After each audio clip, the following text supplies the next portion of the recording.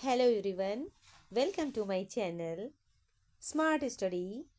आज मैं आपको भारत में जाति व्यवस्था पढ़ाने जा रही हूँ, जिसके अंतर्गत जाति का अर्थ, जाति की परिभाषा, जाति की विशेषताएं, जाति की उत्पत्ति के सिद्धांत, जाति व्यवस्था के कार्य, जाति व्यवस्था से हानियाँ, जाति व्यवस्था के महत्वपूर्ण बिंदु क्या क्या हैं, जाति और वर्ग में अंतर, जाति जनजाति में अंतर, जाति और गोत्र में अंतर, जाति व्यवस्था से संबंधित कुछ बुक्स भी मैंने मेंशन किए हैं जो आपको इन टॉपिकों के अंतर्गत पढ़ाऊंगी।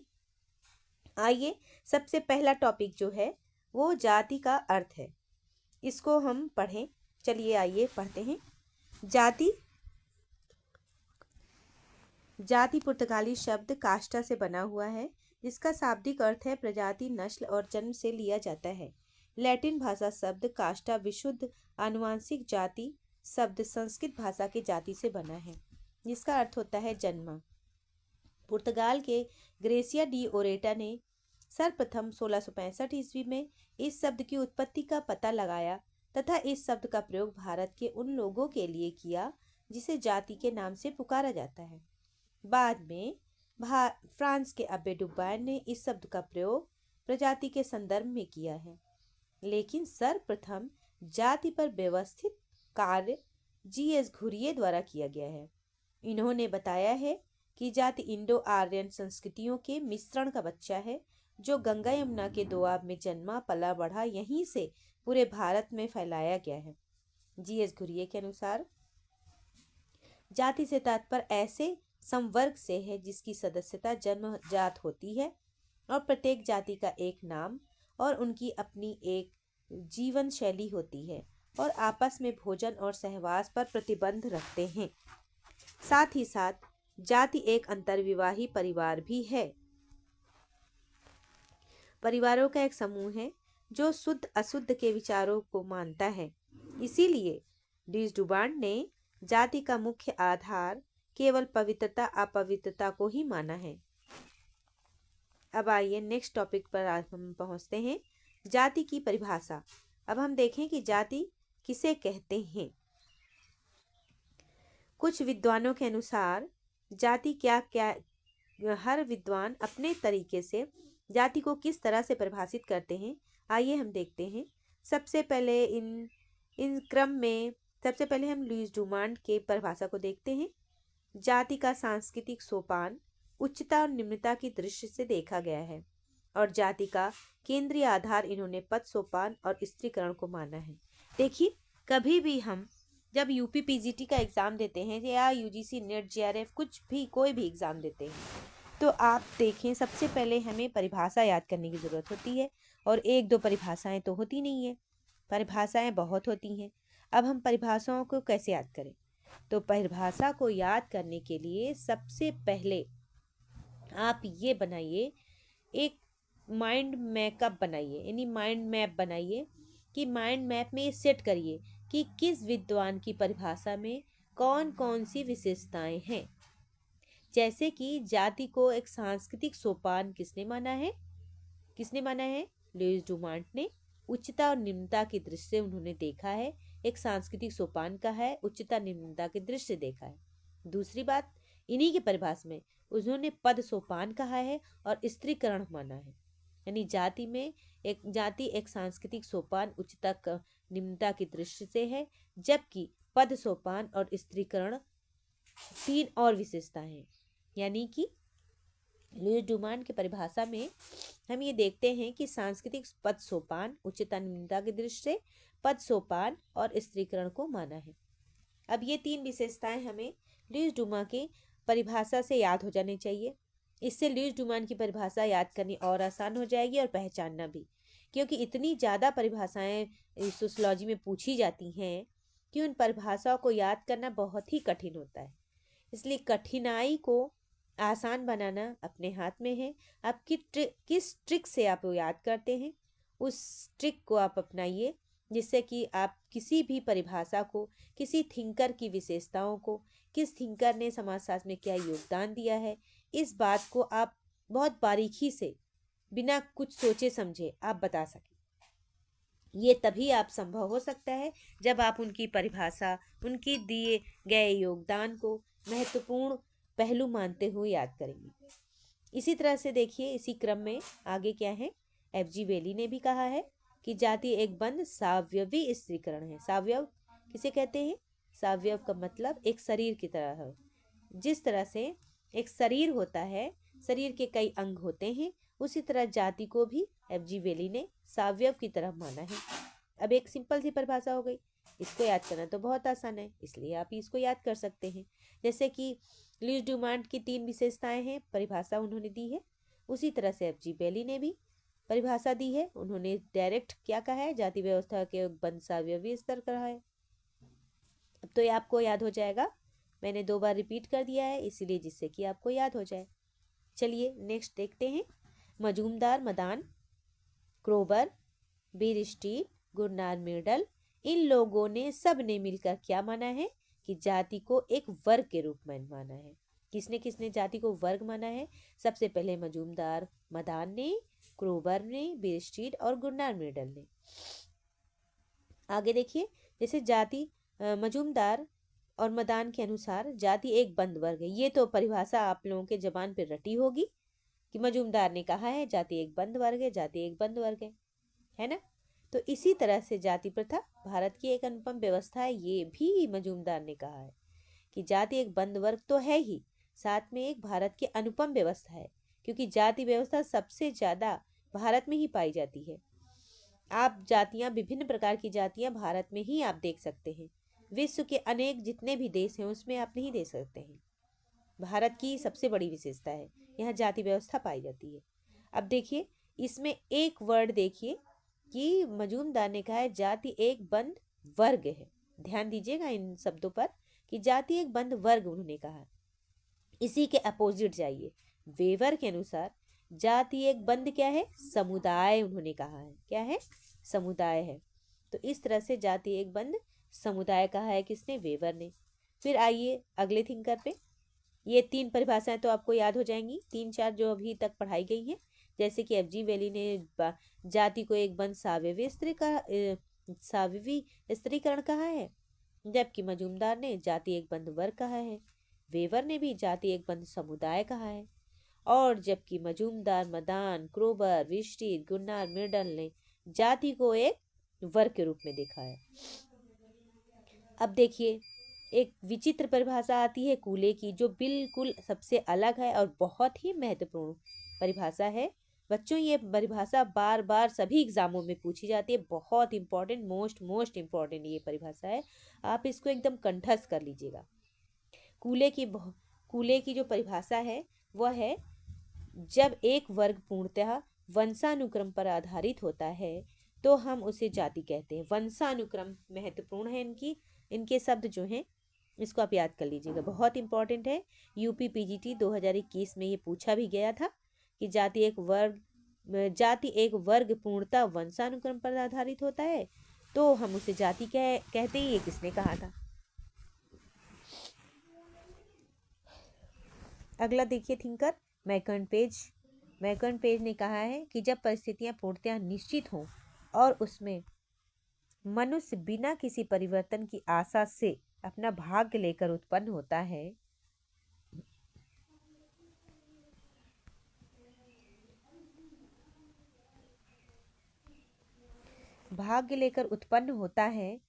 तो तब हम वर्ग जाति का रूप धारण करें। तब वर्ग क्या करता है? जाति का रूप धारण कर लेता है। इसी तरह से इरावती कर्वे कौन थी? आप लोग जानते हैं इरावती कर्वे के बारे में। इरावती कर्वे भारत की समाजशास्त्र की माता हैं, मदर ऑफ सोशोलॉजी। इनको एक उपनाम से जाना जाता है, mother of sociology of India, यानी ये भारतीय समाजशास्त्र की माँ के नाम से जानी जाती है। इरावती कर्वे का जन्म वर्मा में हुआ था। इरावती कर्वे जीएस घुरिये की शिष्या रही हैं। उन्हीं के निर्देशन में इन्होंने अपनी पीएचडी पूरी की थी।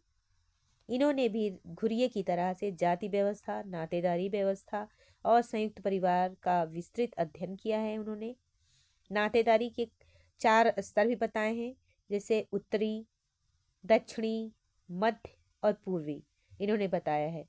भाषा के आधार पर भी उन्होंने बताया है। तो इस तरह से उन्होंने बताया है कि कौन कौन सी नातेदारी दक्षिणी भारत का उन्होंने किया है, उत्तरी भारत का किया है उन्होंने। इसी तरह से उन्होंने इरावती कर्वे ने जीएस घुरिये की जीएस घुरिये की महत्वपूर्ण छाप इरावती कर्वे पर पड़ा है। इसीलिए उन्होंने भी जाति व्यवस्था का विस्तृत अध्ययन, नातेदारी, संयुक्त परिवार, इन सब टॉपिक पर उन्होंने महत्वपूर्ण योगदान दिया है। समाजशास्त्र में बहुत महत्वपूर्ण उनका योगदान है। उनका योगदान बड़ा सराहनीय है। आइए देखते हैं उनकी परिभाषा। जाति एक अंतर्विवाही समूह के साथ साथ एक विस्तृत नातेदारी समूह है। ये परिभाषा मोस्ट इम्पॉर्टेंट है बच्चों। इस परिभाषा को आप अवश्य ही याद कर लेंगे।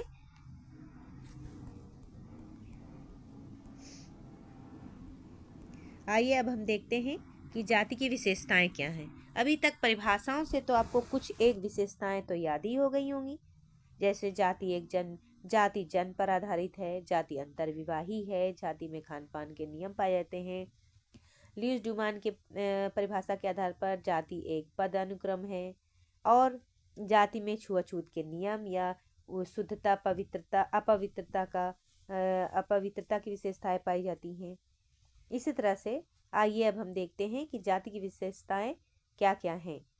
जाति की विशेषता में महत्वपूर्ण भूमिका निभाने वाले जीएस घुरिये हैं, जिन्होंने अपनी पुस्तक कास्ट क्लास इन इंडिया में जाति के संरचनात्मक संस्थागत पहलुओं पर प्रकाश डालते हुए जाति की 6 विशेषताएं बताई हैं। जाति का खंडात्मक विभाजन, जाति खंडों में विभाजन होता है, जाति का संस्करण पाया जाता है यानी पदानुक्रम, भोजन और सहवास संबंधी प्रतिबंध होते हैं, नागरिक धार्मिक नियोग्यता विशेषाधिकार पाए जाते हैं, व्यवसाय के चयन पर प्रतिबंध होता है, विवाह संबंधी प्रतिबंध पाए जाते हैं, और अंतर्विवाही भी होती है जाति। अब आइए देखते हैं आगे वेस्टरमार्क ने क्या कहा है। जाति के सार तत्व पर ध्यान देते हुए वेस्टरमार्क ने कहा है कि जाति अंतर्विवाह को जाति का सार तत्व माना है। किसने? वेस्टरमार्क ने। ये प्रश्न आ सकता है कि अंतर्विवाह को जाति का सार तत्व किसने माना है, तो ये है उसका आंसर होगा वेस्टरमार्क। जैसे नर्मदेश्वर प्रसाद ने क्या कहा है कि जाति व्यवस्था में खान पान, छुआछूत, नियम आदि के नियम पाए जाते हैं, जो महत्वपूर्ण विशेषता है। अब डॉक्टर सक्सेना ने जाति को एक राजनीतिक इकाई के रूप में देखा है। इसी तरह से डॉक्टर एन.के. दत्ता ने अपनी पुस्तक origin and growth of caste in India, N K. Datta की पुस्तक है origin and growth of caste in India, ये पुस्तक बहुत इंपॉर्टेंट है बच्चों। इस पुस्तक को आप याद कर लेंगे और इनकी परिभाषा भी याद कर लेंगे। इससे संबंधित, इस टॉपिक से संबंधित जितनी भी बुक्स मैंने आपको भेजी हैं या इसमें अपलोड किया है या आपको जो पीडीएफ में मिलेगा, वो सब आप याद कर लीजिएगा, नोट कर लीजिए और अच्छी तरह से याद कर लीजिए। ये बुक्स आपके एग्ज़ाम में ऐसे ही बुक्स आएंगी और आपको लिखना। आप जानते हैं कि समाजशास्त्र में बुक्स बहुत पूछी जाती हैं, लगभग 70 से 60% बुक ही पूछी जाती हैं और कॉन्सेप्ट्स होते हैं। तो इस तरह से आप बुक्स को अगर मजबूत कर लेंगे तो ये आपका अच्छा खासा कई क्वेश्चन आपके सॉल्व हो जाएंगे। इसी तरह से यूजीसी नेट में भी बहुत सी बुक्स पूछी जाती हैं। सोशियोलॉजी जो सब्जेक्ट है, इसमें बुक्स बहुत ज़्यादा पूछे जाते हैं और यूजीसी नेट में उससे भी ज़्यादा पूछे जाते हैं। यूजीसी नेट में तो 26 थिंकर्स हैं। 26 थिंकर्स के अलावा बहुत सी थिंकर्स जो आप ना कभी पढ़े होंगे ना कभी सुने होंगे, ऐसे थिंकर्स की बुक्स भी आ जाती हैं। इसलिए आप ये मत सोचिए समाजशास्त्र में कि जितनी इसमें दी हुई है बस इतना ही याद करें। कहीं से भी अगर आपको लगे कि हाँ जाति व्यवस्था से संबंधित कुछ बुक्स हैं जो जाति व्यवस्था से संबंधित उसमें अध्ययन किया गया है या जाति व्यवस्था की बात की गई उस बुक में, तो सोच लीजिए वो इम्पॉर्टेंट ही है जाति व्यवस्था के लिए। इसलिए समाजशास्त्र में बुक्स बहुत ज़्यादा पूछी जाती हैं। तो बच्चों आप बुक्स ज़रूर याद कर लीजिए, इस टॉपिक से रिलेटेड बुक्स भी याद कर लीजिए और उन जो थिंकर हैं इस टॉपिक में जितने भी थिंकर्स हैं उस थिंकर के बुक भी आपको याद होना चाहिए, क्योंकि केवल ज़रूरी नहीं कि उन्हीं की आपकी एक बुक पूछ ली जाए जो मैंने मेंशन की है, ऐसा नहीं है। वो उस थिंकर की कोई अदर भी बुक पूछ सकते हैं जो भी इम्पोर्टेंट हो। इसलिए आप बुक्स पर ज़्यादा ध्यान दीजिएगा और कॉन्सेप्ट पर भी। बुक्स में मजबूत पकड़ बनाइए। इसीलिए मैं कहती हूँ कि जब भी आप सुबह उठें सोकर, सबसे पहले आप ध्यान करें, मेडिटेशन। ध्यान करने के बाद में आप थोड़ी देर 5 मिनट 10 मिनट जितने मिनट आप बैठ सकें, आंखें बंद करके चुपचाप पहले ध्यान करिए। ध्यान करने में आपको कुछ नहीं करना है, चुपचाप आंख बंद करके ध्यान करना है। उस ध्यान में आपको ना कुछ सोचना है ना कुछ विचार करना है, चुपचाप आंखें बंद करना है। 10 मिनट 15 मिनट या 5 मिनट जो भी आप बैठ पाते हैं बैठिए। उसके बाद में दोनों हाथ मल के आंखों पे लगाइए, फिर आप चुपचाप लेट जाइए। उसके बाद आप उठिए, उठकर कमरे की लाइट ऑन करिए। ऑन करने के बाद बुक्स निकालिए और सारी बुक्स, जो भी बुक्स दी हुई हैं, जितने थिंकर्स की बुक्स हैं, वो पर डे आपको 2 घंटा 1 घंटा रिवीजन करना है। अगर आप रिवीजन करते हैं तो बहुत अच्छी बात है, क्योंकि देखिए आप दिन भर जो भी पढ़ते हैं अगर उसको रिवीजन नहीं करेंगे तो आप भूल जाएंगे। अगर एक दिन पढ़ें और दूसरे दिन सुबह उठकर रिवीजन नहीं किए तो अगले दिन आप वो निश्चित रूप से भूल जाएंगे। शायद 1-2 शब्द याद हों और तीसरे दिन तो वो भी गोल हो जाएगा। इसलिए बेटर यही है कि आप सुबह उठकर सिर्फ रिवीजन पर ध्यान दें। उसके बाद में फ्रेश होने के बाद में आप न्यू चैप्टर सब्जेक्ट में जो भी टॉपिक आपको समझ में ना आता वो पढ़ें। लेकिन सबसे पहले सुबह उठकर आपको 1 से 2 घंटा या 3 घंटा जितना आप समय दे पाएँ इसके लिए रिवीजन करिए।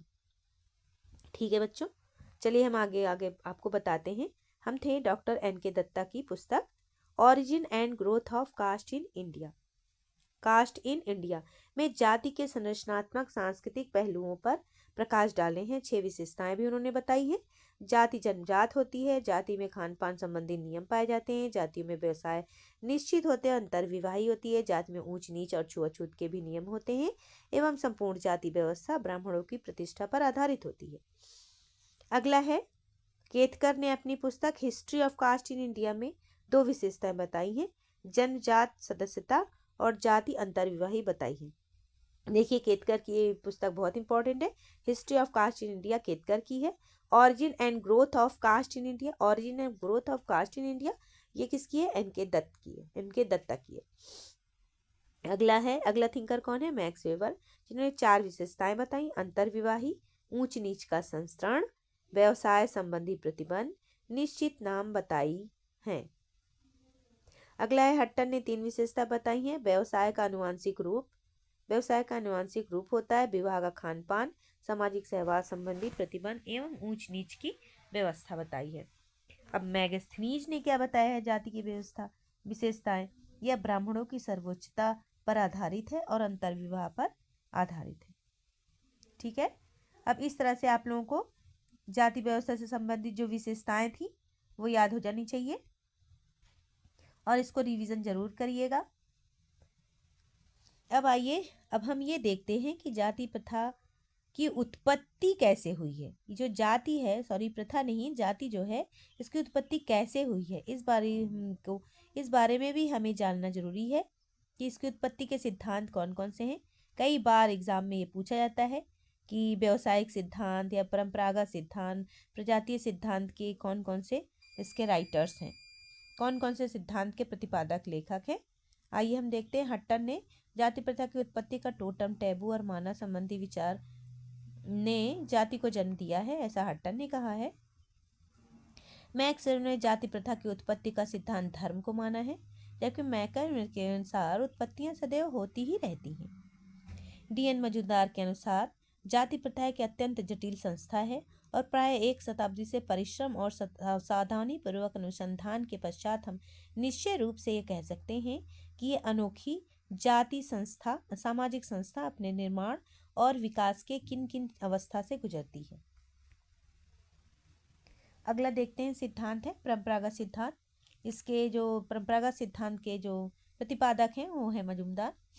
इस सिद्धांत के जाति शब्द का सर्वप्रथम प्रयोग ऋग्वेद के 10वें मंडल के पुरुष सूक्त से हुआ है और इसके अनुसार जाति जो है ब्रह्मा के शरीर से उत्पन्न हुई है।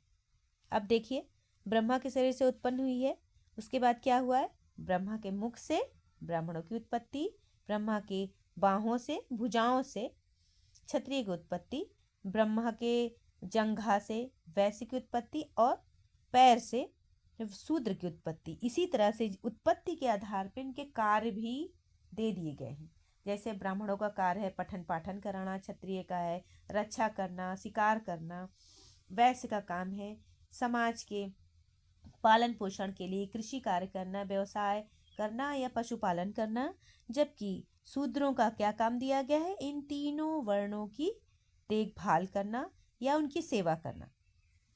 ठीक है बच्चों, इसलिए शूद्र को सबसे नीचे रखा गया है वर्ण व्यवस्था के अनुसार। अब ये परंपरागत सिद्धांत हुआ। आगे हम पढ़ते हैं राजनीति या ब्राह्मणवादी या चतुर्युक्त का सिद्धांत। इसके जो समर्थक हैं प्रतिपादक अब्बे डुबाय हैं और इन्होंने घुरिये और वेस्टन ने इसका समर्थन किया है। इस सिद्धांत के साथ जाति प्रथा ब्राह्मणों द्वारा बनाई गई है, एक चतुर राजनीतिक योजना है जिसके माध्यम से ब्राह्मणों की सत्ता को चिरस्थायी बनाया जा सके। देखिए इस सिद्धांत के ऊपर हेडिंग से ही लगता है कि चतुर्युक्त का सिद्धांत, यानी व्यवसाय इसमें ब्राह्मणों द्वारा ब्राह्मणवादी या चतुर्युक्ति का सिद्धांत, इसमें ब्राह्मणों ने अपनी चतुर्युक्ति क्या लगाई है कि सबसे ऊपर स्थान अपने आप को दिया है, उसके बाद क्षत्रियों को, वैश्य को, फिर शूद्र को। ये उनकी चतुर्युक्ति है, यानी चालाकी का सिद्धांत समझ लीजिए। तो इसका अब्बे डुबाय ने प्रतिपादक इन्होंने किया है और घुरिये वेस्टन ने इनका समर्थन किया है।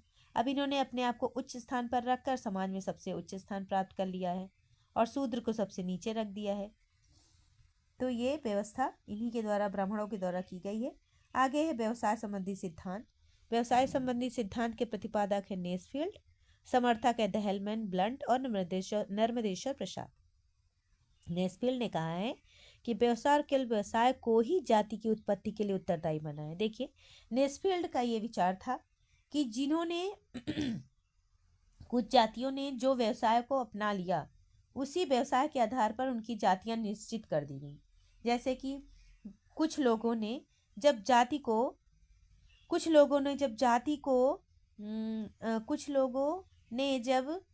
ऐसा व्यवसाय चुनाव किया, जैसे कुछ लोगों ने लोहार का काम स्वीकार किया, कुछ लोगों ने बढ़ई का, कुछ लोगों ने सुनार का, कुछ लोगों ने खेती का। तो इस तरह से उनके कार्य के आधार पर उनको इस निश्चित कर दिया गया कि किस जाति पे वो रहेंगे, किस जाति के में वो आ जाएंगे। तो इस तरह से उनके कार्य के आधार पर उनको या व्यवसाय के आधार पर कहिए कि उनकी जाति निश्चित कर दी गई है, ऐसा कहा है नेसफील्ड ने। और ये बहुत बहुत इम्पॉर्टेंट कथन है बच्चों नेसफील्ड की, और ये कथन डायरेक्ट एग्जाम में ऐसे ही पूछा जाता है कि व्यवसाय के आधार पर किसने जाति को निर्धारित किया है, तो ऐसा आप नेसफील्ड ने कहा है। चलिए आइए देखते हैं। दहलमैन ने व्यवसाय पर आधारित 3 वर्ग बताए हैं। उन्होंने कहा पुरोहित जो ब्राह्मण है, शासक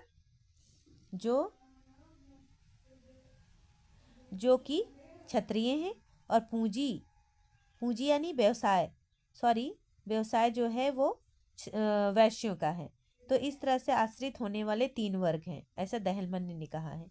नेसफील्ड ने जाति की उत्पत्ति के लिए प्रजाति और धार्मिक सिद्धांत की आलोचना भी की है। उन्होंने कहा ऐसा कुछ नहीं है, धार्मिक सिद्धांतों के आधार पर धर्म अपनाने की वजह से जातियां इस तरह की हो गई हैं, या प्रजाति जिस प्रजाति के थे उस तरह से जातियां हो गई, तो ऐसा कुछ नहीं है। नेसफील्ड ने इसकी आलोचना भी की है। अब आइए प्रजातीय सिद्धांत हर्बर्ट रिजले की सिद्धांत है। हर्बर्ट रिजले ने इस प्रजातीय सिद्धांत का समर्थन किया है, प्रतिपादक भी रहे हैं। समर्थन उन्होंने घुरिये और मजूमदार, क्रोबर और मैकन पेज और एस.सी. राव और एन.के. दत्ता ने भी किया है। प्रजातीय सिद्धांत के अनुसार भारत में विभिन्न प्रजातियों के मिश्रण और अनुलोम विवाह के परिणाम स्वरूप जातियां उत्पन्न हुई हैं। अनुलोम विवाह आप जानते होंगे, नहीं जानते तो मैं बताना चाहूंगी। अनुलोम विवाह उसे कहते हैं जब उच्च कुल का लड़का और निम्न कुल की लड़की से जब विवाह होता है तो उसे अनुलोम विवाह कहते हैं। जबकि प्रतिलोम विवाह जब उच्च कुल की लड़की और निम्न कुल का लड़का जब आपस में विवाह करते हैं तो उसे प्रतिलोम विवाह कहते हैं। अनुलोम विवाह का जस्ट अपोजिट प्रतिलोम विवाह होता है। जाति व्यवस्था के कार्य, आइए हम इस टॉपिक पे पढ़ते हैं कि जाति व्यवस्था के क्या क्या। अभी तक हम लोगों ने क्या देखा, जाति व्यवस्था का अर्थ, परिभाषा, विशेषताएं, फिर इसके सिद्धांत। अब हम देखते हैं कि जाति व्यवस्था के क्या कार्य हैं भाई। जो जाति अभी तक हम जिन जाति में हुए हैं, पैदा हुए हैं, आखिर उसके कार्य क्या हैं, उससे हमें क्या लाभ मिलता है। तो जाति व्यवस्था के ये कार्य हैं कि जाति व्यवस्था के 4 कार्यों में बांटा गया है। एक व्यक्तिगत सदस्यों के व्यक्तिगत संबंधी कार्य होते हैं, फिर जाति समुदाय से संबंधित कार्य होते हैं, फिर सामाजिक कार्य, राजनीतिक कार्य होते हैं। इस तरह से अब्बे डुब्बाई ने क्या कहा है कि मैं हिंदुओं के जाति संबंधी अधिनियम को सबसे सुखमय प्रयास समझता हूँ। अब्बे डुब्बाई ने कहा है जो विघटन को रोकने के महत्वपूर्ण भूमिका निभाता है। हट्टन ने जाति व्यवस्था के 3 कार्य बताए हैं: व्यक्तिगत सदस्यों के लिए कार्य, समुदाय के जाति समुदाय के लिए कार्य, व्यक्तिगत सदस्यों के लिए कार्य, जाति समुदाय के लिए कार्य और राज्य संपूर्ण समाज के लिए कार्य। इन्होंने कहा है कि जाति प्रथा के महत्वपूर्ण कार्यों ने ही इसे अद्वितीय संस्था बना दिया है। फर्नीवाल के अनुसार जाति प्रथा के कारण भारत एक बहुसमाज स्थिर रह पाया है, ऐसा फर्नीवाल ने कहा है। अब हम देखते हैं भाई, जाति व्यवस्था से इतनी विशेषताएं आपने देख ली। अब जाति व्यवस्था जो हमारे समाज में है, इससे हानियां क्या क्या हुई हैं, ये भी जानना बहुत जरूरी है। इसलिए आइए देखते हैं। हर्बर्ट रिडले ने कहा है कि जाति एक निम्न स्तर का संगठन है जो भारत के विकास के मार्ग में सबसे बड़ी बाधा है। हर्बर्ट रिडले ने कहा है, जिन्होंने प्रजातीय सिद्धांत दिया है उन्होंने ही कहा है कि एक निम्न स्तर का संगठन है जो भारत के विकास मार्ग में बाधा उत्पन्न करती है। अब फिर राधा कृष्णन ने क्या कहा? दुर्भाग्यवश वही जाति प्रथा जिसे सामाजिक संगठन के नष्ट होने से रक्षा के साधन के रूप में विकसित किया गया है, लेकिन वह उसी की उन्नति में बाधक बन बैठी है। ये देखिए, यानी राष्ट्र की उन्नति के लिए जाति व्यवस्था बनाया गया, जबकि उसने जाति व्यवस्था राष्ट्र की उन्नति में ही बाधा उत्पन्न कर रही है। देखिए कितना इंपॉर्टेंट है। अब आते हैं जाति व्यवस्था में DR गार्डगिन के अनुसार जाति राजनीति का कैंसर है। जो राजनीति है, भारत की जो राजनीति है उसका कैंसर है क्या? जाति। ऐसा कहा है गाडगिल ने। अब आपको याद हो गया होगा, गाडगिल जो है जाति को राजनीति का कैंसर कहते हैं। अब हेराल्ड गोल्ड ने क्या कहा है? जाति के आधार पर राजनीतिक गुट बन जाते हैं और इन गुटों में अधिक एकता भी होती है। ये बात तो सत्य है। हेराल्ड गोल्ड ने जो अपने अध्ययन के दौरान ये पाया है कि जाति के आधार पर राजनीतिक गुट भी बनाए जाते हैं। तो अलग अलग राजनीतिक गुट, जैसे कि जाति के क्या कहें, पिछड़े जातियों का अलग गुट होता है और ब्राह्मण जातियों का, उच्च कुलों का अलग गुट होता है, उच्च जो वर्ग के लोग होते हैं उनका अलग गुट होता है। तो इस तरह से अलग अलग राजनीतिक गुट बन जाते हैं और फिर उन गुटों में अधिक एकता भी पाई जाती है। ये बात एकदम सत्य कहा है उन्होंने। अगला है मजूमदार मदान के अनुसार जाति प्रथा की हानिकारक सहवर्ती प्रथाएं कौन कौन सी हैं? अस्पृश्यता है, एक जाति द्वारा दूसरे का शोषण भी होता है, ये बात भी सत्य है। जैसे उच्च जातियों द्वारा निम्न जातियों का शोषण भी होता है। अगर वो उच्च स्थान या पद ग्रहण कर लेती हैं तो अपने से निम्न जातियों को ऊपर नहीं आने देती हैं, अपने ही भाई भतीजों को ऊपर वाले पद देती रहती हैं, ग्रहण कराती हैं। और कोई भी निम्न जाति का वर्ग का व्यक्ति अगर आ जाता है तो उसका शोषण किया जाता है। ये बात सत्य है। ऐसी ही अन्य समस्याओं को कुछ मायने में सत्य है और कहीं पर ये सत्य नहीं भी है। ऐसी ही अन्य समस्याओं को समाप्त कर देना चाहिए, ना कि संपूर्ण जाति व्यवस्था को। जिस तरह से टूटी हुई विशैली उंगली को काटते हैं, ना कि पूरे हाथ को। एकदम सत्य है। अगर हमारी उंगली टूट जाए या कट जाए या सड़ने लगे या कोई किसी कारणवश वो उंगली को ना रखा जाए तो उंगली को हम काट सकते हैं, ना कि हाथ को। ये बात सत्य है। इसलिए जाति व्यवस्था इस तरह से खतरनाक भी हो सकती है। वेबर के अनुसार जाति व्यवस्था भारत में पूंजीवाद के विकास में बहुत बड़ी बाधा है, क्योंकि आपने देखा होगा कि वेबर का एक सिद्धांत है धर्म पर आधारित। उन्होंने पूंजीवाद का एक सिद्धांत दिया था, the Protestant ethics and spirit of capitalism. उन्होंने प्रोटेस्टेंट धर्म का अध्ययन किया था और वही पूंजीवाद का जो अध्ययन उन्होंने जर्मनी में किया था, वही अध्ययन वो भारत में करना चाहते थे।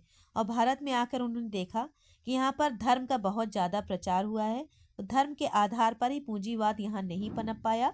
ये वेबर ने सिद्ध कर दिया है और भविष्य में इसकी उन्नति में भी जाति बाधक सिद्ध होगी, ऐसा वेबर ने कहा है। ग्रेसिया डी एरोटा के अनुसार जाति व्यवस्था में कोई भी पिता के व्यवसाय को नहीं छोड़ता है और अस्पृश्य की जाति के सब लोग एक समान होते हैं। पिता के व्यवसाय को कोई नहीं छोड़ता है, ऐसा ग्रेसिया डी एरोटा ने अपने अध्ययन के आधार पर बताया है।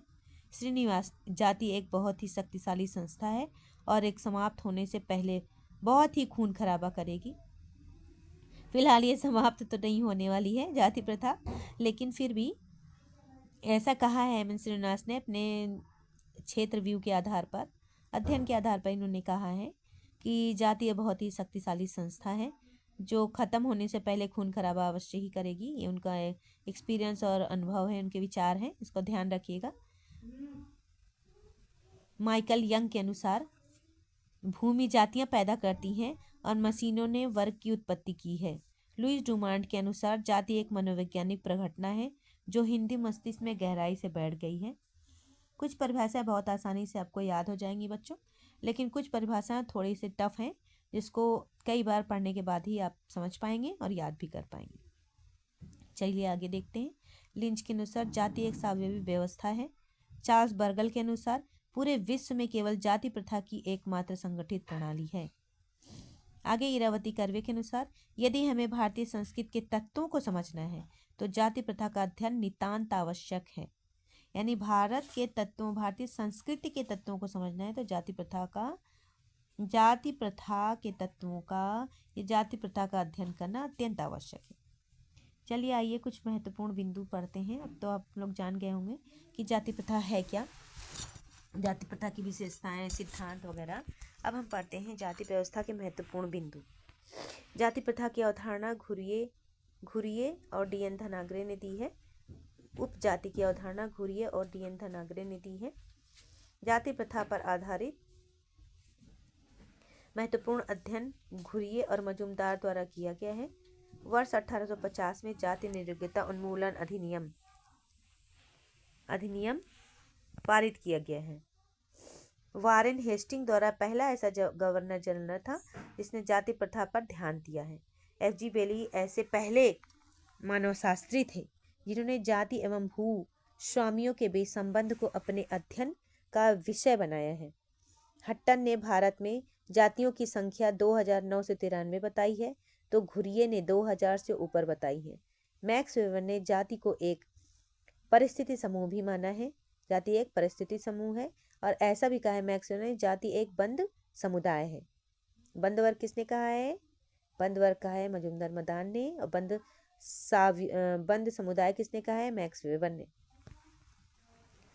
एडमंड लीच ने कहा है, पहले भी कहते हैं कि भारत में जाति प्रथा मुख्य रूप से गैर प्रतियोगी व्यवस्था है।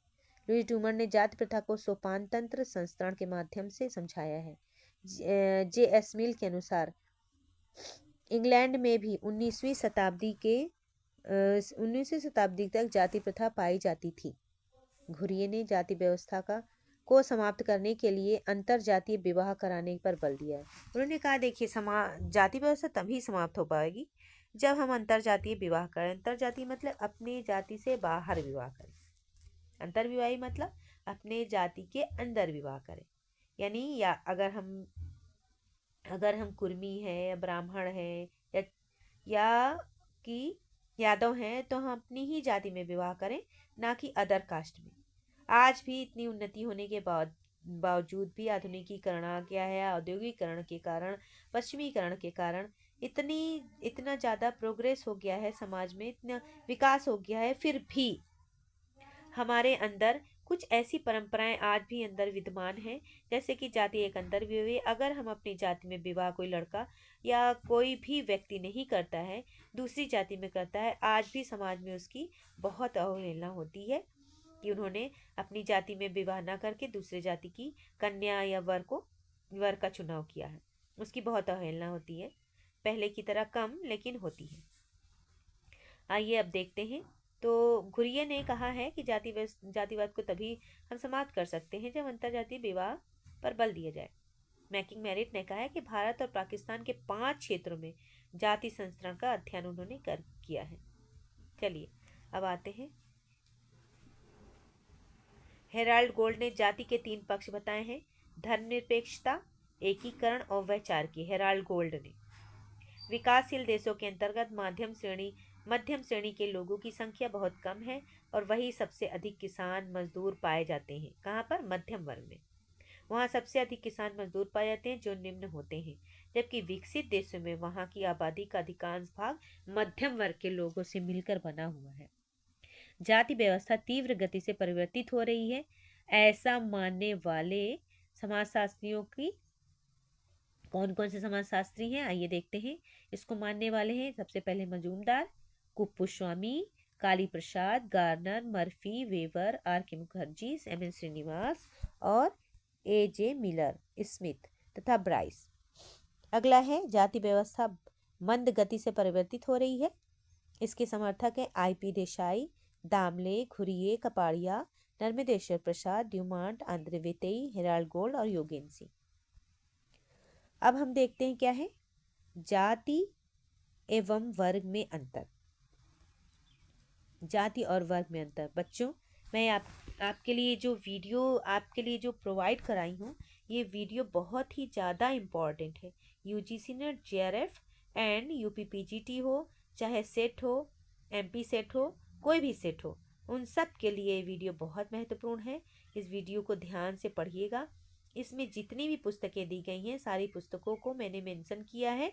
आप ध्यान से इन पुस्तकों को याद कर लीजिएगा। हर टॉपिक पर बहुत ही बारीकी से ध्यान दीजिएगा।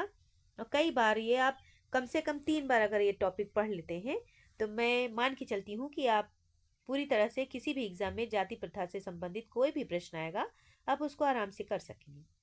इसलिए मेरी पूरी कोशिश है कि कोई भी प्रश्न आपके इस टॉपिक से ना छूटे। इसलिए मैंने अपनी पूरी कोशिश से ये वीडियो बनाया है। और बनाने के बाद ये मैं आपको इसलिए प्रोवाइड कराई हूँ जिससे कि आपको अच्छी तरह से जाति व्यवस्था के बारे में समझ आ जाए। जाति व्यवस्था जो है, इसके बारे में अच्छी तरह से समझ आ जाए। मैंने आज तक जितनी भी वीडियो देखी हैं, यूट्यूब पे हो, कहीं भी हो, मैंने इतनी अच्छी वीडियो मैंने नहीं देखी। इसलिए मैंने सोचा कि बच्चों के लिए कुछ इतनी अच्छी वीडियो बनाया जाए जिससे कि उनको अलग भटकने की ज़रूरत ना पड़े। अगर मेरी वीडियो को आप पसंद करते हैं या आप मेरी वीडियो को लाइक करते हैं, सब्सक्राइब करते हैं और शेयर भी करते हैं, तो मैं आशा करूँगी कि भविष्य में मैं आपको इससे भी अच्छा वीडियो बनाकर दे सकूँ। अगर आप मेरी मेहनत को सराहते हैं तो मैं आपके लिए और अच्छा से अच्छा वीडियो बनाकर दूंगी। और कोशिश मेरी रहेगी कि आपको सारी जो भी टॉपिक हैं, पीजीटी या यूजीसी नेट या जेआरएफ के या अदर असिस्टेंट प्रोफेसर के, वो सारे टॉपिक्स में क्लियर कराती रहूँगी। आपके एक एक वीडियो को मैं मेंशन करती रहूँगी, अपलोड करती रहूँगी इस चैनल के माध्यम से, और आप लोगों को अच्छे से अच्छा वीडियो प्रोवाइड करवाऊँगी। मेरी कोशिश यही है। चलिए आगे देखते हैं कि जाति और वर्ग में क्या अंतर है। जाति समुदाय लंबवत रूप से विभाजित है जबकि वर्ग क्षैतिज रूप से। देखिए, ये जो लाइन है, जाति समुदाय लंबवत रूप से और विभाजित है जबकि क्षैतिज रूप से, ऐसा एम एन श्रीनिवास ने कहा था। ये दोनों विशेषताएं, लंबवत, जाति को लंबवत और क्षैतिज रूप से किसने विभाजित किया है? एम एन श्रीनिवास ने। आप ये नोट कर लीजिए, ये बहुत इंपॉर्टेंट लाइनें हैं। जाति में व्यक्ति की परिस्थिति जन्म पर आधारित निश्चित होती है जबकि वर्ग में योग्यता आर्थिक स्थिति द्वारा निश्चित होती है। जाति एक बंद समूह है जबकि वर्ग खुला समूह है। देखिए, जाति एक बंद समूह या परिस्थिति किसने कहा है? मैक्स वेबर में। ध्यान दीजिएगा इस बात पर। मैक्स वेबर ने कहा है जाति एक बंद समुदाय है, एक बंद समूह है और परिस्थिति भी है। जाति एक बंद समुदाय है, समूह है। अब आइए, जाति व्यवस्था या जाति पंचायत समाज की विशेषता है जबकि वर्ग पूंजीवादी समाज की विशेषता है। जाति अंतःविवाही है जबकि वर्ग अंतःविवाही नहीं है। जाति प्रथा स्थिर होती है, अंतःविवाही वर्ग नहीं है। जाति की परिस्थिति प्रदत्त होती है, वर्ग की परिस्थिति अर्जित। अर्जित मतलब जिसको हम अर्जन करते हैं। जैसे शिक्षा है, शिक्षा को हम अर्जित करते हैं। व्यवसाय है, व्यवसाय को हम अर्जित करते हैं। ज्ञान है, ज्ञान को हम अर्जित करते हैं। प्रदत्त मतलब जो अपने आप मिलती है। प्रदत्त परिस्थिति, अर्जित परिस्थिति। इसका वर्णन किसने किया था? राल्फ लिंटन ने। सर्वप्रथम राल्फ लिंटन ने इस इस टॉपिक को खोजा था। परिस्थिति, प्रदत्त परिस्थिति और अर्जित परिस्थिति। इससे पहले परिस्थिति की बात हेनरी मैन ने की थी, लेकिन इस सब परिस्थिति और प्रदत्त परिस्थिति का विस्तृत अध्ययन राल्फ लिंटन ने किया था। बाकी अनेक अनेक जो समाजशास्त्री उन्होंने भी किया था, लेकिन इस शब्द का सर्वप्रथम प्रयोग हेनरी मैन ने किया था। उसके बाद विस्तृत अध्ययन राल्फ लिंटन ने किया था। अब आपको समझ में आ गया प्रदत्त परिस्थिति किसे कहते हैं। जैसे कि हम जन्म जहाँ लेते हैं, तो जो जन्म लेते हैं, जो हम जिस जाति में जन्म लेते हैं, जिस धर्म में जन्म लेते हैं, वो हमारी प्रदत्त स्थिति है। लिंग हमारी प्रदत्त स्थिति है। जाति, आयु, प्रजाति, ये सब हमारी प्रदत्त परिस्थिति है। जबकि शिक्षा, व्यवसाय, ये सब हमारी अर्जित परिस्थिति है। अब आते हैं जाति का व्यवसाय निश्चित होता है, ये आप जानते हैं। जाति का व्यवसाय निश्चित होता है, वर्ग व्यवसाय निश्चित नहीं होता है। आप किसी भी वर्ग में कभी भी आप वर्ग बदलकर आप व्यवसाय कर सकते हैं, इसमें कोई संदेह नहीं है। जाति एवं जनजाति में क्या अंतर होता है। जाति और जनजाति क्या होती है, अब तो आप जान गए होंगे। जाति का कोई निश्चित भूभाग नहीं होता, ये सत्य है, क्योंकि वो जन पर आधारित होती है। जबकि जनजाति का कोई एक निश्चित भूभाग और क्षेत्र होता है, ये बात ध्यान रखिएगा। जाति एक सामान्य भाषा होती है, जबकि जनजाति की एक निश्चित भाषा होती है। जाति के सामान्य जीवन में सांस्कृतिक भिन्नता पाई जाती है, जबकि जनजाति में सामाजिक समानता पाई जाती है। जाति और गोत्र में अंतर देखिए। जाति एक वास्तविक और संगठित समूह है, जबकि गोत्र एक काल्पनिक है। गोत्र क्या है, एक काल्पनिक समूह है। जाति एक अंतर्विवाही समूह है, जबकि गोत्र बहिर्विवाही समूह है। जाति में ऊंच नीच का संस्करण पाया जाता है, जबकि गोत्र में नहीं। जाति खान पान व्यवसाय चुनने में सदस्यों पर प्रतिबंध लगाती है, जबकि गोत्र कोई प्रतिबंध नहीं लगाता है। जाति व्यवस्था से संबंधित अब कुछ किताबें हैं बच्चों, इसको आप याद कर लीजिएगा। 100% इस बुक से पूछा जाता है। आप जानते हैं समाजशास्त्र में कितनी ज़्यादा बुक्स पूछी जाती हैं, और इन बुक्स को अगर आप याद नहीं करेंगे तो आपके बहुत से क्वेश्चन सॉल्व नहीं हो पाएंगे, क्योंकि लगभग 60 70 कहिए, इतने परसेंट तक बुक्स आती हैं, चाहे वो सोशोलॉजी का कोई भी पेपर हो। और हम आपको कहें कि यूजीसी नेट में तो लगभग 80% क्वेश्चन आपके बुक से ही पूछे जाते हैं। चाहे कॉन्सेप्ट हो, वो भी बुक से ही पूछे जाते हैं। उसमें पूछा जाएगा कि ये जैसे आपको लिखा है कि जाति, वर्ग और पावर, शक्ति की बात किसने की है। जैसे जाति है, वर्ग है और शक्ति की बात किसने की है। भारतीय परिप्रेक्ष्य में किसने की है और विदेशी परिप्रेक्ष्य में किसने की है। तो भारतीय परिप्रेक्ष्य में आंद्रे वितेई ने की है। आंद्रे वितेई ने वेवर का देखते हुए किया है, वेवर का परिप्रेक्ष्य उन्होंने अपनाया है आंद्रे वितेई ने। तो इस तरह से बुक्स, डायरेक्टली बुक्स भी पूछी जाती हैं और डायरेक्टली बुक्स के आधार पर आपके क्वेश्चन भी बनते हैं कि उन्होंने कहाँ अध्ययन किया था। अध्ययन क्षेत्र, बच्चों हमको अध्ययन क्षेत्र से याद आया, किसी दिन हम आपको एक ऐसा वीडियो प्रोवाइड कराएंगे जो अध्ययन क्षेत्र से संबंधित होगा। कितने थिंकर्स हैं जिन्होंने अध्ययन किए हैं, कहाँ कहाँ पर अध्ययन किए हैं और किस किस टॉपिक पे अध्ययन किए हैं। जाति है या जजमानी व्यवस्था है या उन्होंने विवाह संबंधित, नातेदारी संबंधित हो, कहीं भी अध्ययन किया है, तो उस टॉपिक पे भी मैं आपको वीडियो प्रोवाइड करवाऊंगी। आप बस मेरी इस वीडियो को लाइक करके और कमेंट में लिख दीजिएगा कि आपको ये वीडियो कैसा लगा। ठीक है बच्चों, आगे चलिए देखते हैं। जाति से संबंधित कुछ बुक्स हैं। 1932 में सबसे पहले जीएस घुरिये, मैंने कहा था ना कि सर्वप्रथम जाति व्यवस्था का अध्ययन सुव्यवस्थित ढंग से किसने किया था, जीएस घुरिये ने किया था, इसलिए बुक भी उनकी सबसे पहले आएगी। उन्होंने 1932 में एक बुक लिखी है, caste and race in India, G S Ghurye की बुक है caste and race in India. फिर 1936 में उन्होंने लिखा है 1936 की एक बुक है annihilation of caste, BR Ambedkar ने लिखा है। फिर 1952 में उन्होंने लिखा है religion and society among the Coorgs of South India, जो MN श्रीनिवास की बुक है, जिन्होंने कास्ट पर लिखा है, जाति पर लिखा है।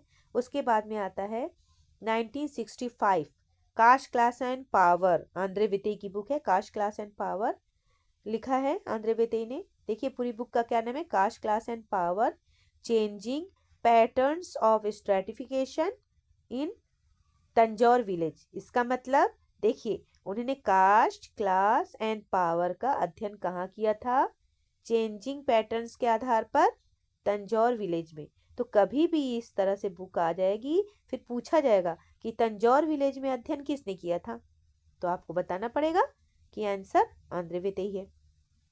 फिर आगे दे देता है कभी कभी कि आंद्रे वेतेई ने अध्ययन कहाँ किया था, तो उसमें दिया है तंजौर विलेज या वहाँ राजस्थान विलेज, इस तरह से। तो आपका जब इसमें होगा तो आप उसमें टिक लगा देंगे कि आंद्रे वेतेई ने किया था। आगे आए, आगे अगली बुक देखते हैं। 1966 में होमो हायरार्किस, जो आज से नहीं आप फर्स्ट ईयर से पढ़ते होंगे, होमो हायरार्किस लुइस डुमा की बुक है। अगर आप सोशियोलॉजी के स्टूडेंट हैं तो आपको याद होना चाहिए ये बुक्स अवश्य ही। होमो हायरार्किस बुक्स किसकी है? Homo hierarchicus the caste system and its implications, Louis Dumont की बुक है। उन्होंने 1966 में लिखी है। फिर 1966 में social change in modern India भी लिखा है एम.एन. श्रीनिवास ने। अगली बुक है 1968 में कास्ट किनशिप एंड ऑक्यूपेशन, ये सेठ ने लिखी है, डी.एल. सेठ ने लिखी है। Caste kinship and occupation D L. Seth ने लिखी है। अगली बुक है 1995 में Dalits and the democratic revolution, Gail Omvedt ने लिखा है। देखिए गेल ओमेट जो थे वो हमारे भारतीय थे, उन्होंने दलित और लोकतंत्र इन दो टॉपिक पर उन्होंने अध्ययन किया। उनकी बुक से ही आपको पता चलता है ना कि उन्होंने दलित और डेमोक्रेसी पर, डेमोक्रेसी मतलब लोकतंत्र पर उन्होंने अध्ययन किया है। गेल ओमेट जो भारतीय थिंकर हैं। 1999 में caste society and politics in India from the 18th century modern age, ये सुषमा बेली की बुक है। Caste society and politics in India from the 18th century modern age, Sushma Bayly की 2001 की लेटेस्ट बुक है। Caste of mind, colonialism and the making of modern India, Nicholas Dirks की पुस्तक है। 2005 में doctor Ambedkar and untouchability analysing and the fighting caste, Christophe जेफ्रे lot की पुस्तक है। 2008 में Khairlanji a strange and bitter crop, Anand Teltumbde ने लिखी है। 2015 में कास्ट इन कंटेम्परेरी इंडिया, जो जोधका की है। और 2020 की एकदम लेटेस्ट बुक है caste the origin of other discontents, Isabel Wilkerson की है। और अगली पुस्तक है फिर घुरिये की है, कास्ट क्लास एंड ऑक्यूपेशन। ठीक है बच्चों, ये आपको क्लास कैसी लगी? आप इस क्लास को ध्यान से पढ़िएगा और इस क्लास के बारे में कमेंट में लिखिएगा कैसी लगी। बच्चों देखिए, ये वीडियो बनाने का मेरा उद्देश्य यही है कि आपको कहीं और से जाति व्यवस्था से संबंधित, इस टॉपिक से संबंधित कुछ भी ढूंढना ना पड़े। मैंने सब कुछ मेंशन इसमें कर दिया है और आपको मेहनत ना करनी पड़े, इसलिए मैंने बहुत मेहनत की है इस वीडियो को बनाने के लिए। इसलिए वीडियो कैसी लगी आप बताइएगा। और सबसे पहले आप अपनी मेहनत पर ध्यान दीजिएगा कि आपकी मेहनत ही आपको आगे बढ़ाएगी, और आपको अगर आगे बढ़ना है तो आपको मेहनत करना ही पड़ेगा। तो इसलिए अगर आप जब भी आगे बढ़ेंगे तो अपने ही मेहनत से बढ़ेंगे। आपको आगे बढ़ाने वाला और कोई समाज में नहीं है, इस दुनिया में आपको आगे बढ़ाने वाला कोई पैदा नहीं हुआ है। आपको आगे बढ़ाने वाला, आपको प्रोग्रेस करने वाला, और आपकी तरक्की तभी होगी जब आप अपने आप को आगे बढ़ाएंगे, अपने पर मेहनत करेंगे, अपने को समय देंगे। इसीलिए ये एक कहावत एक कही गई है, खुदी को कर बुलंद इतना, खुदी को कर बुलंद इतना कि हर तकदीर से पहले खुदा बंदे से खुद पूछे बता तेरी रजा क्या है। यानी बच्चों, ये आपको खुद ही करना है, आपको अपना रास्ता खुद ही बनाना है। कोई अदर नहीं बनाने आएगा आपका रास्ता, आपको सफल करने कोई नहीं आएगा, आपको खुद ही सफल होना है। आपको अपना मोटिवेशन खुद बनना है, आपको अपना शिक्षक खुद बनना है, तभी आप दूसरों का आदर्श प्रारूप बन पाएंगे। जैसे मेवर ने कहा था आदर्श प्रारूप या आइडियल टाइप। जैसे कि नेहरू जी हैं, गांधी जी हैं, ये सब हमारे आदर्श प्रारूप हैं, आइडियल टाइप्स हैं। इनके आधार, इनके विचारों को, इनके सिद्धांतों को हम सुनते हैं, समझते हैं और उसको फॉलो करते हैं, अपने जीवन में उतारते हैं। इसी तरह से जब आप सफल हो जाएंगे, जैसे APJ अब्दुल कलाम, वो बहुत बड़े साइंटिस्ट थे भारत के। आज भी उनके विचार, उनके सिद्धांत, उनके उनके कथन हम सब के दिमाग में, हम सब के जीवन में कहीं ना कहीं उन सब का महत्वपूर्ण योगदान है। वो हमारे जो आइडियल टाइप हैं, जो हमारे आदर्श हैं, ऐसे आदर्श नहीं बन गए हैं। उन्होंने भी बहुत कठिन परिश्रम किया है। उन्होंने भी अपने आप को सफल बनाने के लिए रातों रात जागा है। कठिन परिश्रम के आधार पर उन्होंने अपना पसीना बहाया है। उस आधार पे उन्होंने वो चमके हैं समाज में। इसलिए अपने आप को अगर समाज में चमकाना है तो अपने आप को पहले जलाना पड़ेगा। APJ अब्दुल कलाम ने कहा है, जब आपको सूरज की तरह चमकना है तो खुद को पहले जलाना पड़ेगा। जब आप जलेंगे तभी समाज में चमकेंगे। इसलिए बच्चों, पढ़ाई पर ध्यान दीजिए, अपने ऊपर कंसंट्रेट होकर पढ़ाई करिए। अभी 2-3 महीने बाकी हैं एग्ज़ाम में। जून में एग्ज़ाम होगा, तो जून तो छोड़िए, आप मई तक ही लीजिए। तो आपका मार्च, अप्रैल, मई 3 महीने बाकी हैं UP PGT का एग्ज़ाम होने के लिए। असिस्टेंट प्रोफेसर का एग्ज़ाम आपका हाल ही में है, मार्च में है। तो इसलिए आप असिस्टेंट प्रोफेसर की अगर तैयारी कर रहे हैं तो भी आपके लिए क्लास बहुत इम्पॉर्टेंट है। और यदि आप UP PGT की तैयारी कर रहे हैं या TGT की तैयारी कर रहे हैं तो इसके लिए भी इम्पॉर्टेंट क्लास है।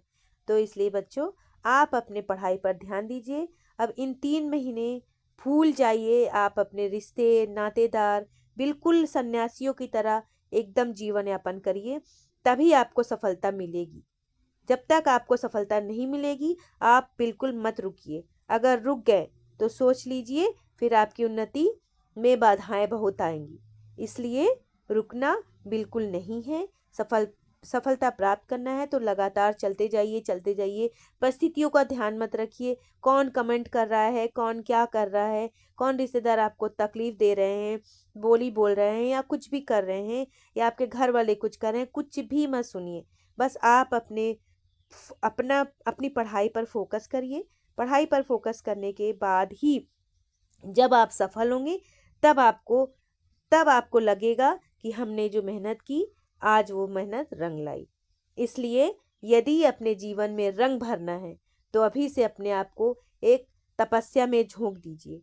ये पढ़ाई की जो तपस्या है, इसमें झोंक दीजिए। शिक्षा ही एक ऐसा हथियार है, जिस हथियार के आधार पर आप समाज पे अपना प्रभुत्व स्थापित कर सकते हैं। ऐसा किसने कहा था? राधा कृष्णन ने कहा था।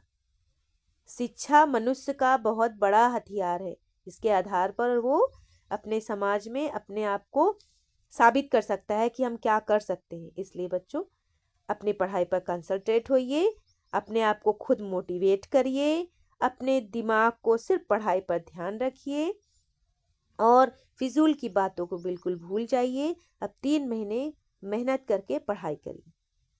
बच्चों, अब मेरी वीडियो कैसी लगी इसका कमेंट भी करिएगा। Thank you.